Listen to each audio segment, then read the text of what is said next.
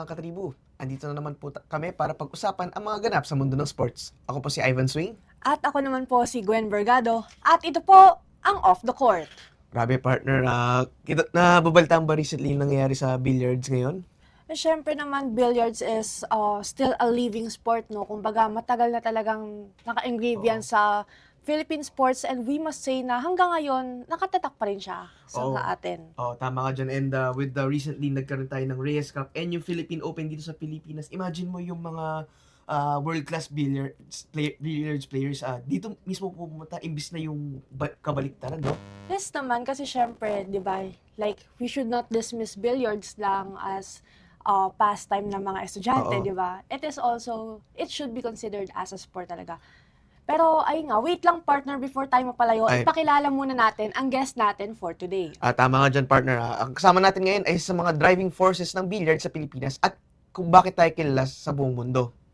Kaya without further ado, we have ang President ng Billiards and Snooker Congress of the Philippines, si Aristeo Puch Puyat. Sir Puch, welcome po sa Off the Court. Thank you for inviting me. Good afternoon to all your watchers. Sir, to break the ice po, so to speak, kamusta po kayo and kamusta naman po yung naging Philippine Open recently sa Gateway?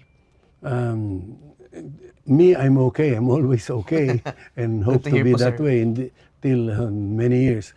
Ang naging Philippine Open, kami yung Puyat Sports na nagpro-promote nito since 40 years ago. Isang open ginawa namin, inviting all the great billiard players in the world na pumunta dito to showcase to our people the kind of players we have all over the world. Nagkaroon ng lal ito sa maraming, we held this mga 4 or 5 times. Nagkaroon ng lal because of so many unforeseen events like itong COVID, yung nahinto. This year, after ginawa dito ng Matchroom Multisports, one of the biggest promoters of sports events in the world who have partnered with us, na ginawa namin ulit ito dito. Philippine Open. Opo. Ayun, sir, ang dami po nating mga legends sa mundo, sa Philippine Billiards po. Efren Bata Reyes, Django Bustamante, yun. Sobrang kilalang kilala na po dito sa Pilipinas yun and other parts of the world. Pero, in terms of sa grassroots po, paano po natin kinocultivate? Kasi, recently ho sa Reyes Cup, may nagpakitang gilas si AJ Manas po. Yung si AJ Manas, matagal na yan. He was brought to me by his father. He was playing in one of our billiard centers. Dinala sa akin, 9, 8, 10 years old, maliit, magaling. Ang unang-unang sinabi ko sa father niya, please, yung billiards na yan, mamamaster na yan by playing and practicing, pero wag mong kalimutan yung pag-aaral. Please don't make him stop just to play billiards. Opo. Yun naman ang sinunod.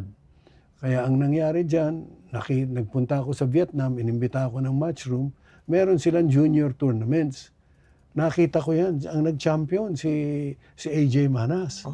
Tinawag ko, hindi ba ikaw yung naglalaro sa center namin? Opo, sabi niya. Magmula nga, sabi ko, pagdating mo sa Manila, ipapasok kita dun sa training pool ng association sponsored by Philippine Sports Commission. Doon na siya nag-umpisa ang trainers doon, si Django at saka si Efren. How can you miss pagkaya ng mga nagtuturo sa'yo? Opo. Kaya ayan, nandiyan. He's the most popular, although wala pa siyang pinanalong big event, he's the most popular billiard player here now. Even in Vietnam, he has such a big following. Oh, grabe si AJ. Ang bata-bata pa niya, pero ang dami nang sumusubaybay sa career niya, partner, no? At such young talents po, no, sir?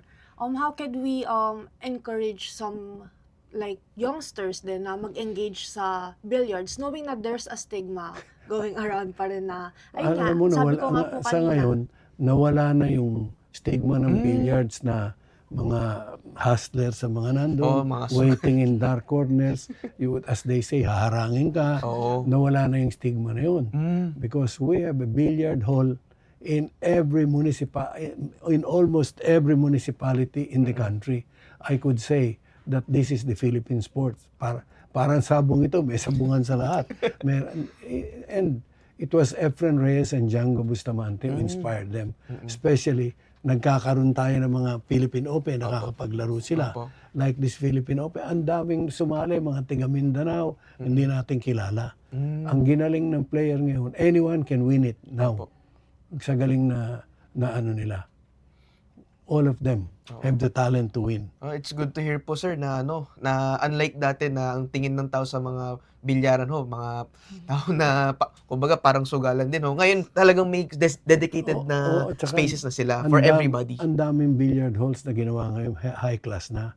Magandang table, magandang ambience. Nakikita nila.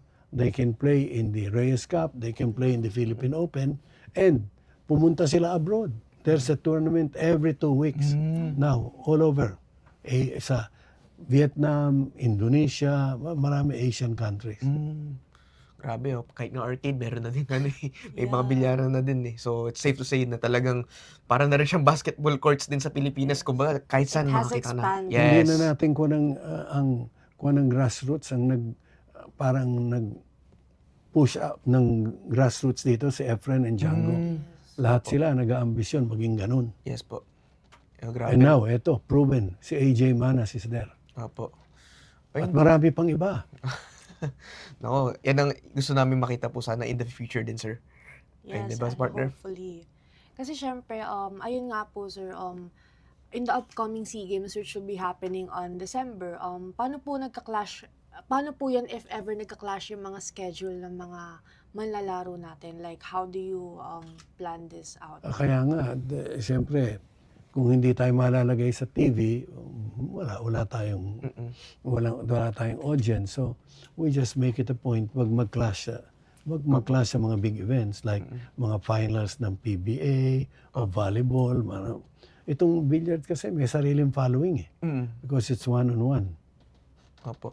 Sir, understandably ang daming mga matches din sina Rubilen, sina Carlo Biado, sina Cheska, overseas, minsan pa nga sa Vegas, kung saan andun din yung malalakas. Pero may times na minsan ini-ignore na nila po for SEA Games, Asian Games. So for you po sir, as an NSA president, paano sila na-convince na mag-suit up po for flag and country din? Alam mo, sa atin, SEA Games, Asian Games, almost sure medals sa mga billiards. Lalo na nung araw, pero ngayon mahirapan na dahil gumaling na lahat Opo. Dati, sila Efren, para almost sure win sila. Magpapakita na lang. Ngayon, itong si Rubilen, a world champion, at saka itong isa, si Cheska Centeno. They're na 1, 2, top 3 of the world in every tournament na sumali sila. Ito, last tournament na malaki, nag-final si Rubilen at si Cheska. BSCP ang parang nag-encourage sa kanila, nag-sponsor ang Philippine Sports Commission sa kanila, and they gave us a place where they can play. Nandun ang coach nila, si Efren at si Django. So, grabe, tuloy-tuloy din pala. Yes. So, sa mga achievements na yon, sir, ano pong outlook natin for this year's SEA Games, which is napapalapit na po talaga? SEA Games, we have the Secure na best. po ba tayo? We have a pool of choices, pero unfortunately, mukhang ito kasi billiards noong araw, hinahandle ito ng WPA. Okay May igay yung sila Ian Anderson.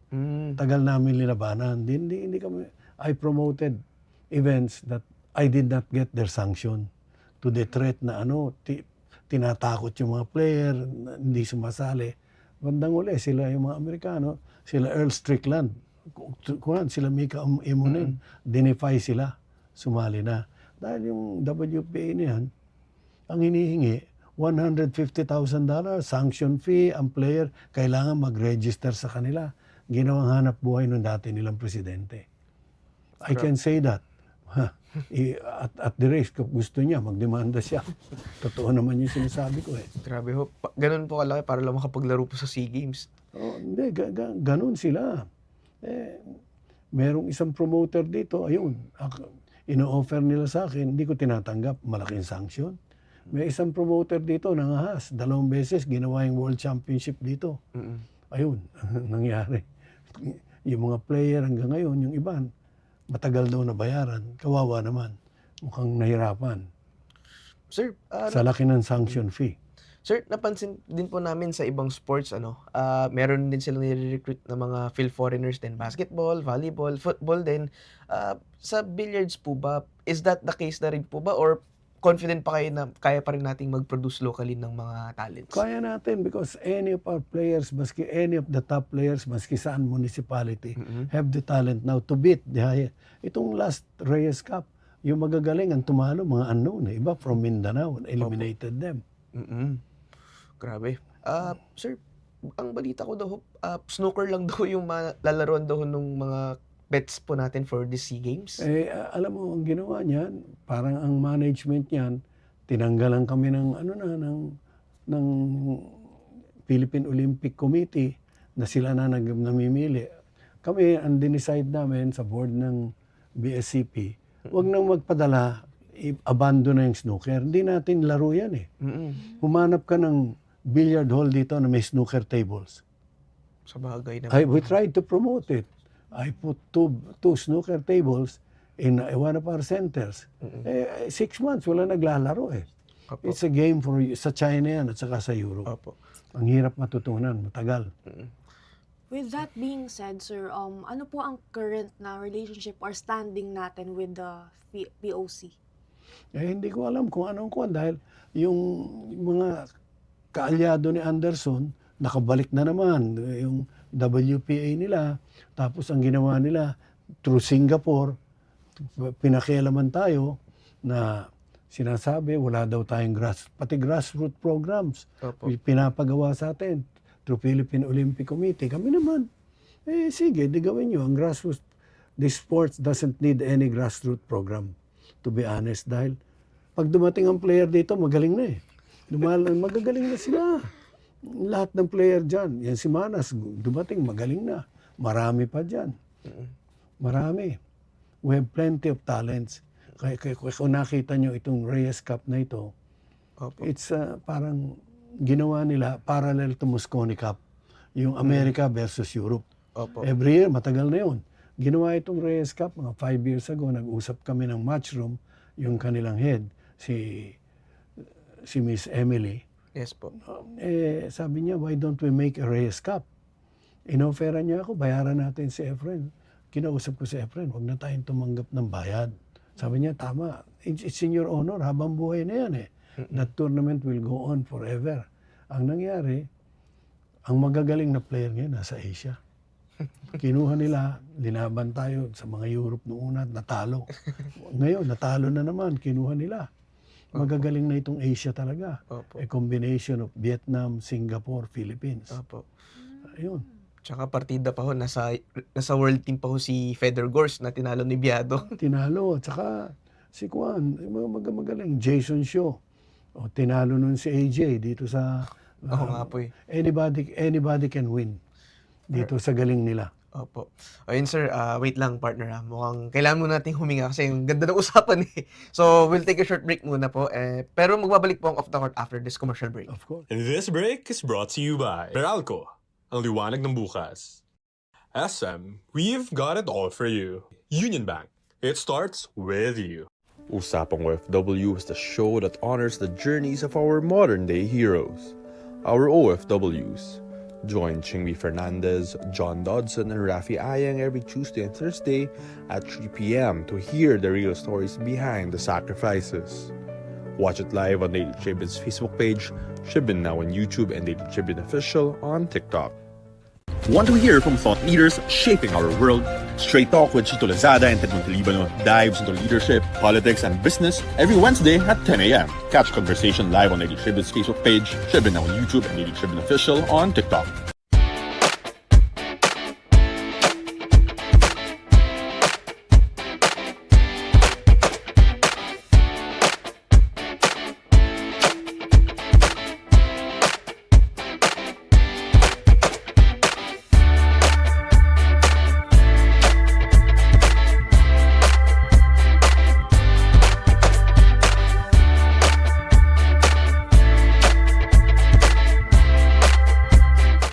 Nagbabalik po tayo dito sa Off the Court kung saan kasama pa rin natin si BSCP President Porch Puyat. Sir, maganda po yung naging feedback ko ng mga tao sa Reyes Cup. and yung Philippine Open. Tanong ko lang po muna yung naging viewership po nung Philippine Open po recently. Alam mo, nagulat ako nung report sa amin ng Matchroom Mm. na yung Philippine Open, of course, nakatulong. Pinag-exhibition namin si Efren at si Django. Malaking push na nagawa yun to the viewership. Oo. Nabalitaan namin, 168 million views. Wow. Pinapacheck ko lang, kung ano ranking noon sa mga, especially sa billiards. I have no doubt na yun ang number one compared to the others. Oo. Pero 168 million views. Tuwan-tuwa nga si Mr. George Araneta nung nabalitaan niya because he has been helping us. Binigay niya sa amin yung venue free, tinulungan kami ng mga tao Oh, niya. that's for free. So we're very thankful to him. Wow. So, YouTube views po yan, no? Yes. Wow. Hindi YouTube, basta yung may channel sila, billiard channel. Accumulated. Grabe. Grabe, imagine mo partner, no? Grabe rin yung hatak ng billiards dito sa Pilipinas. Hindi sa Pilipinas yun world, because Ay, wow. the event was aired live on international TV. Yun ang kunang Matchroom Ako nagkamali pa ako doon. Matchroom kasi, I think, is now the number one world's promoter of any event. Boxing, darts, snooker, billiards, andyan sila. So Wow. with that being said, is there any chance po para sa atin na makapag-host ulit ng big tournaments like that in the Philippines sa future? Meron ngayon, incoming, hinahanap lang namin ng date at saka available. Meron kaming, the people have long been waiting for this for years and years. They've been asking us. Alam nyo, rivals talaga dyan. Sa Amerika, si Earl Strickland, pinakamagaling. Okay. Efren Reyes sa Pilipinas, nagtatagpo sila. Nung nag-uumpisa kami, sabi nila, si Efren, kailangan, ito, nung nag-uumpisa, ang parang athlete namin noon, si Amang Parika, was the number one. Okay po. Si Efren came from the shadows dahil sanay siya doon sa mga pustahan, di siya maano. Tapos pumunta sa amin, mabuti ugali, kasama yung manager niya. Opo. Sinabi namin, hinihingi ng tao, paglabanin si Efren at si Amang Parika. So, we set up. Pinagbigyan naman kami ni Araneta, binigyan kami ng lugar sa Ali Mall. Doon namin ginawa. Efren Reyes versus Amang Parika. Race to 35, which was a long race. But unfortunately, medyo umandar masyado ang tira ni Efren, lumamang ng malaki, hindi na nakaabot si Amang. Pero still, they were both very good. Wow. Grabe, no? Kinukwento na ni Sir Butch yung basically origin story ni Efren Batares. Pero yun, sir, matanong na rin po, balik po tayo kung sa inyo po, paano po kayo na-involve po pala sa billiards? Paano po kayo nag-start pala? Kasi ang founder namin, Gonzalo Puyato, started all our business as a carpenter from Pampanga, started making billiard tables. At saka pinadala niya sa isang exhibition sa Europe, nanalo ng first prize. Kaya ang origin namin is always billiards. Kaya hanggang ngayon, we decided to continue maski promotions na lang. We don't manufacture billiard tables anymore except for our own use.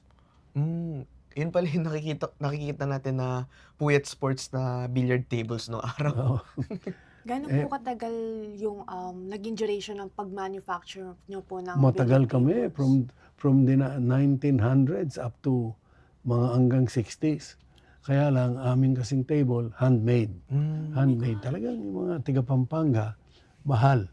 Umaabot ng 250,000 at saka nung araw, pag nag-order ka mga 6 months to deliver dahil kinakamay yun para pantayin yung stone under kung saan pinapatungan ng cloth. Wow. Matagal. Pero bandang uli ngayon, pumasok na ang China, masyadong mura, 30,000, 40,000, lamesa na.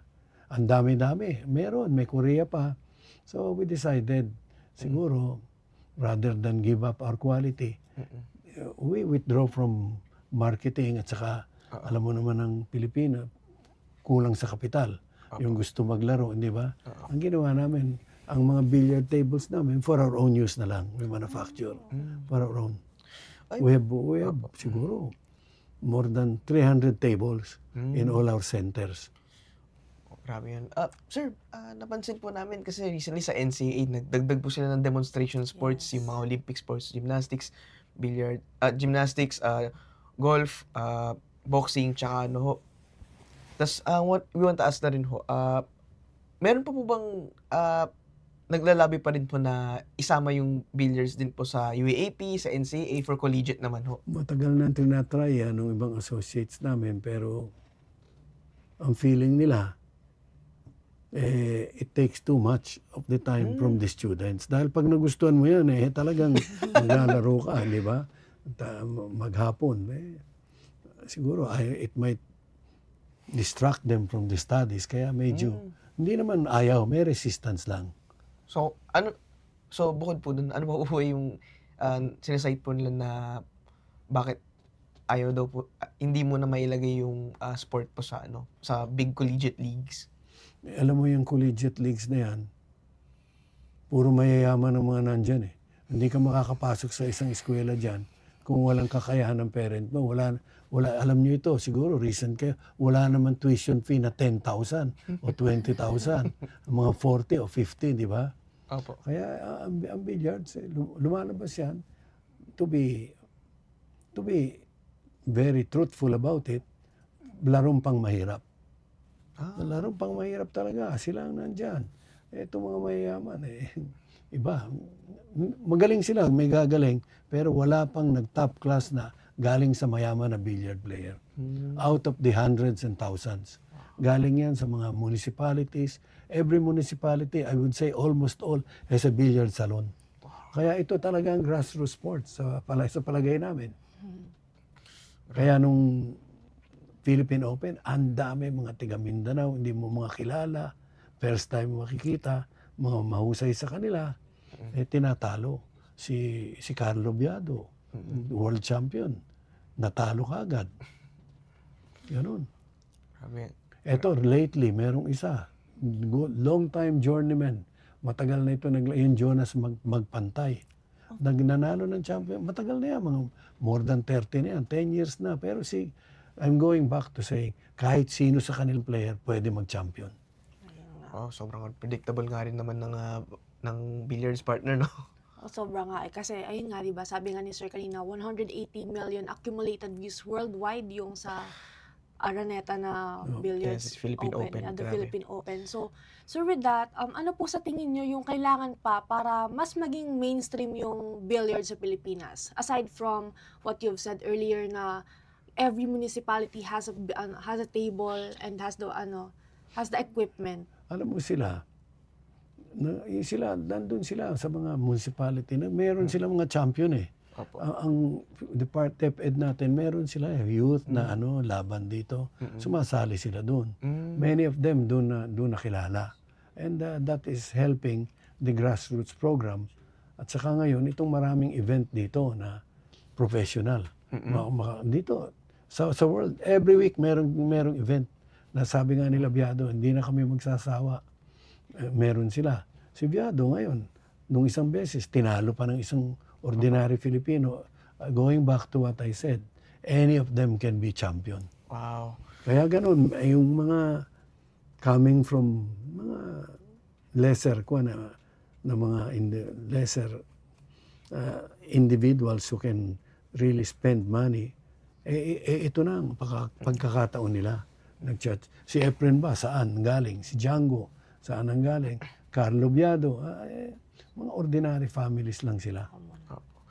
Wala pang mayaman na anak na nag-aaral dyan, let's say Lasal o Ateneo, na sumali dyan. So ito, pang common tao lang itong laro na ito. This is the Filipino game. In terms of media visibility, sir, how would you rate billiards kung i-compare natin sa ibang Philippine sports sa landscape? Wala na eh. Ginawa yung Reyes Cup, wala ni isang newspaper na nilagay. I hope nalagay nyo kahit konti. Wala ni isa. Tinitingnan ko. Pero mukhang ayaw na nila. Lahat kung ano-anong maliit na sports ang nandun. Biro mo, something like Reyes Cup na broadcast worldwide. Philippine Open, which they all wanted to publish before, wala na. No, nobody has even printed anything about it. We got Well, you, sir. kung sino dyan, hindi naman sa pag-ano, siguro, mas kwa nila. Dahil, first of all, broadcast live ito eh. Bago nila ma-print ito, tapos na. Di ba? I don't know kung very important, but wala ni isa sa kanilang nag-feature ng Philippine Open at saka Reyes Cup. Siguro sa mga tabloid. Let's hope po na yung future iterations ng Philippine Open ay mas mabalitaan na rin natin. Hindi na Philippine Open. I'm announcing it now. We are promoting the biggest event ever na awaited all over the world is the Legends. Paglalabanin namin ulit si Django Bustamante, Earl Strickland, Ralph Souquet. Yung rivalry ni Efren at saka ni Earl Strickland, which was culminated in that Color of Money event in Hong Kong, raised to 135, 3 days. Oh my God. That's very popular up to now. Gusto ng tao maulit yon because this might be, itong Legends na ito, this might be the last time that the billiard world will see Efren and Earl Strickland playing against each other. Sir, matanong na rin po, para malaman na rin ng mga katribo, kailan po yan and saan? Ito, gagawin namin ito January, December sana eh. Nawalan kami ng venue dahil ang dami namang mga Christmas programs. Yes po. Gusto namin January, gagawin namin ito. Hopefully Araneta Coliseum kung available. Kaya gusto namin because this will be broadcast again live the world. Tsaka ibebenta namin ito together with Matchroom pay-per-view. Wow. Excited na ako dun, partner. Sabi nga namin, ang pitching ko sa Matchroom nung ginagawa namin ito, there are 2,500,000 Filipinos in America. Kalahati lang nun ang manood. Di ba? Tsaka hindi natin masyadong tataasan ng dito pay-per-view na rin namin. So, sometime around January. January, mahanap na lang kami ng date. So ayun no, mga katribo, May. bantayan natin yung January League na yan, sabi ni Sir Putch. At ang ating SEA Games, supportahan po natin ang ating mga Yan, atletang importante. Pilipino at ang billiards. Bigyan natin sila ng pansin at suporta. At ayun po muna ang ating episode for this week. Thank you po so much, Sir Putch, sa pagbisita at more power po sa ating mga Pinoy billiard players. Thank you for inviting me. Pag inimbitan nyo na ako, para nyo nang inimbita lahat ng billiard players because I represent them. Ay, thank you Thank po, you sir. so much. It's an honor for us, sir. Again, wag po natin kalimutan i-follow ang Daily Tribune sa lahat ng social media sites for the latest news. Ako po si Ivan Swing. Susunod po ang ating usapang OFW with Chingby Fernandez, Rafi Ayeng, and John Dodson. Ako po ulit si Gwen Bergado and this has been Off the Court.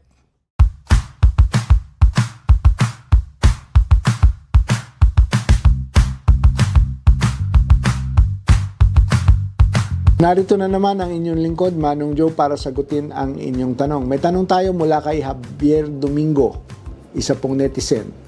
Manong Joe, paano pag sa Metro Manila tumama ang lindol, handa ba ang Meralco? Ito sagot, Javier, at maganda yung tanong mo.